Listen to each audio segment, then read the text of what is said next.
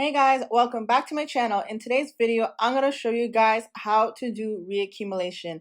So you guys know here we talk a lot about imbalances, order blocks, accumulation, distribution, but we also have to talk about reaccumulation and redistribution. Hopefully you guys are growing, starting with the basics and getting to an advanced level. And of course, if you need help, the link is in bio to my paid membership, Smart Money Academy. But let's get started in this video. Now, you guys, here I show you guys a lot of backtesting because no matter how much live trading you guys watch or, watching YouTube videos, you need to make sure that you yourself are backtesting. So make it an effort to make 25 backtests every single week, but also make an effort to make sure you know the education, because if you're not working with a team like Smart Money Academy, even though you are doing the backtest, if you don't have something to compare that it's right, well then you may not be practicing the right thing. So this video will help you. So I highly recommend you like, comment, subscribe, and save so you can know when you're doing your backtest for reaccumulation if you're getting it right or wrong. So let's get started.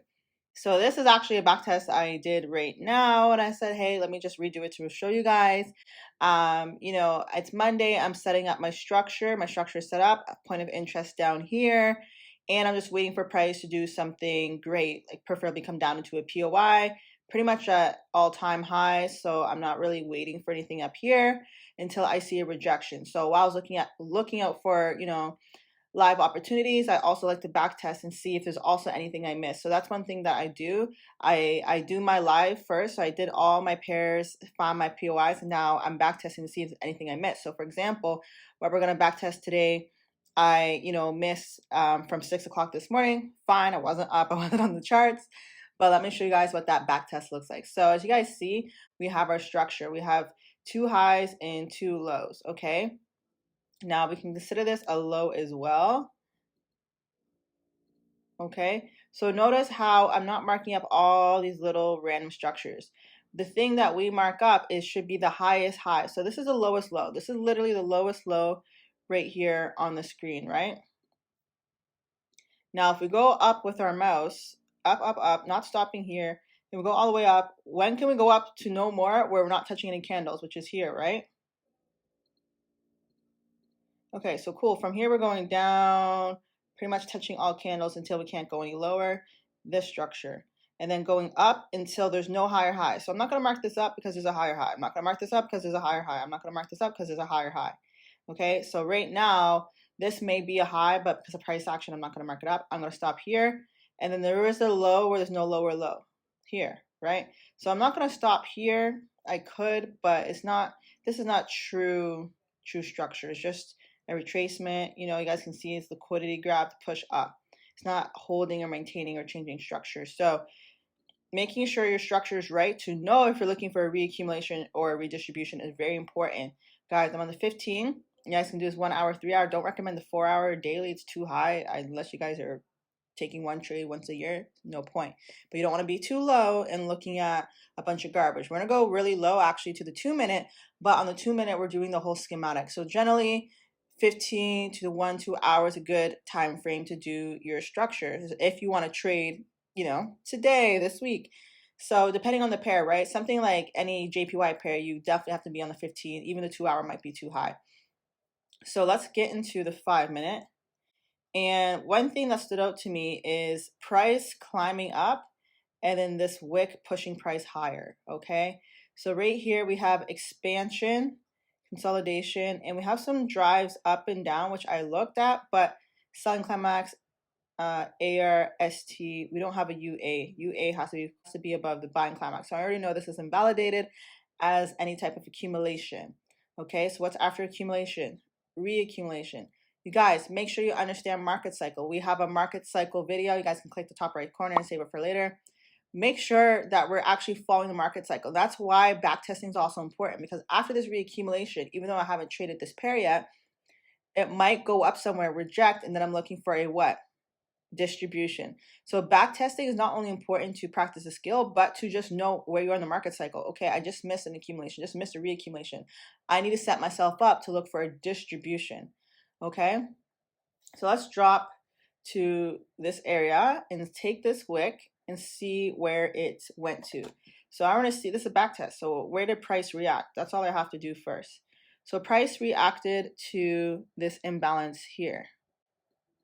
So the imbalance is a very open of the wick perfectly, not over here, not here, the very open like such. And then the gap would be from this wick to this wick, okay? So we can make the gap smaller just because if the gap is higher, you don't need this big box.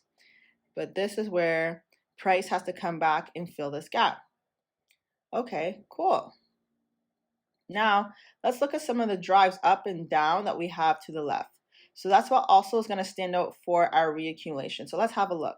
Reaccumulation, you have 2 pushes up, you have a PS, which you don't need all the time. 2 pushes up, like these circles represent, 3 pushes down. So this says buying climax buying climax UA, AR, ST SAO, and Shaco. So I know you guys can't really see this.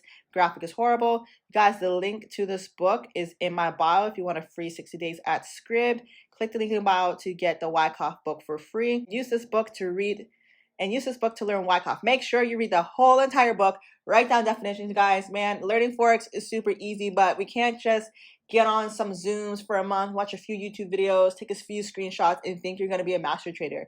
And putting in the work is what people don't do. I help people really put in the work to the point where people get stressed out. But you have to. If you go to school to be a doctor, you guys already know you're studying all these textbooks for 4 years straight. Same thing with Forex. So, make sure that you guys aren't getting on the internet thinking this is going to be a cool, quick flip. No, if this is something you want to do full time, prepare to put in the 4 years, prepare to pay a mentor, prepare to read the books.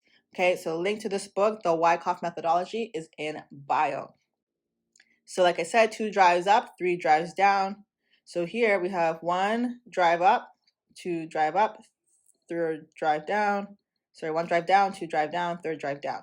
So in case you guys wonder what I mean by drive, again, it's structure, but we're going to focus on the high points. So this high to this low, to this high, to this low, to this high. So again, the same thing with structure. We're kind of ignoring this piece right here for now and going to structure. We're using the wick and we're kind of ignoring this, okay? So this is what I mean by 2 drives up, 2 drives down. Now, as you guys see, this one's technically a 3rd drive, but it's not higher than this one. So these drives have to be low, low, and lower, high, high, and higher. If not, it's just a test, which is what we're going to mark it up as. Okay, so before we do that, we're going to start with our lowest points. And we always start with the lowest point for a reaccumulation or accumulation, and then the highest point for distribution, redistribution. So lowest point would be our Shaco, which is just the SO. And we're going to climb up to the ST as a SAO. And then we're going to make this an AR, and this would be our buying climax.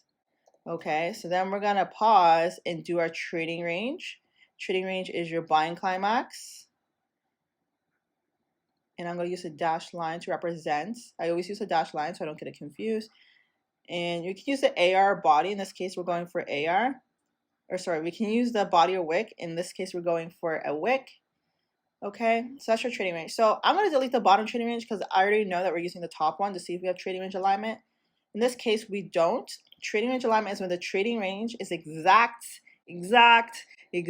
same entry as the point of interest. Not close, exact. So we don't actually have trading range alignment, but I'm going to show you guys why it's important to mark it as well in one moment. So buying climax, and then we have UT. And then this, we're just testing the range. Both of these here are tests. So you can say ST, because this one barely comes outside of trading range. And another ST. This one comes outside but comes back in. And this can be ST as well if you want. I don't think I need to label this one. It's more of just a test of on top of the trading range. So this is our accumulation, guys. Literally 2 drives up, 3 drives down. Very easy. Now, when it comes to the entry, just take the long position. We're going to put it at the exact open of the imbalance. As I was saying for the trading range alignment, the reason why it's important is because as you guys see, it actually goes through POI, but not quite to trading range alignment. So say if we put our stop loss on the body here, you still would have been in the trade, obviously with a 1.3, which is pretty low. I try to make 3 the standard. But what if it was like that this was a trading range alignment and this was your stop loss? You could have got stopped out, obviously, with a 0.02 stop loss. You want to try, if you can, to account for both. I'm actually going to take this wick right here. and make that the stop loss to account for both. So even though this back testing, you need to learn the skill of how to account for both entries. Okay, so we're actually at a 2.6 right now. And we have a 1 to 9 at a random setting. But we're going to check out. Okay, so this is the entry, and we're going to go all the way up. And obviously, we're back testing. We see price started from here and take profit smash. But let's go and replay. Where would we actually find a take profit without knowing? Well, where's the nearest equal high? So assuming this, we don't really have equal high. Here we can see where price came up and stopped here. So this would be our equal high. Our nearest bodies that opened and closed is going to be our take profit point. And that gives us a 10.46. So we're really going to try to get it to a 10, right? Nothing over, because we're not going to know. We need price we need to get out the trade in order to successfully make money as well. So watching this play out, in and out, right? And that's how we find a reaccumulation, you guys. So hopefully you guys got a lot of value. Oh, I forgot to mark up one thing. This is our sign of strength. Sign of strength. Okay, so after we get higher than the UT and we, come above this, is our sign of strength to show that we're continuing the buy. But so this is everything you guys need for a reaccumulation. If you guys want to practice this, make sure you join Smart Money Academy to get group mentorship, or you can sign up for the elite package for one-on-one mentorship, where we do this all the time, once a week for 30 minutes on a one-on-one Zoom, and that's going to get you the best results when it comes to trading institutionally, Wyckoff, just like the banks. So thank you guys so much for watching. Don't forget to comment, like, and subscribe, and I'll see you guys in the next video.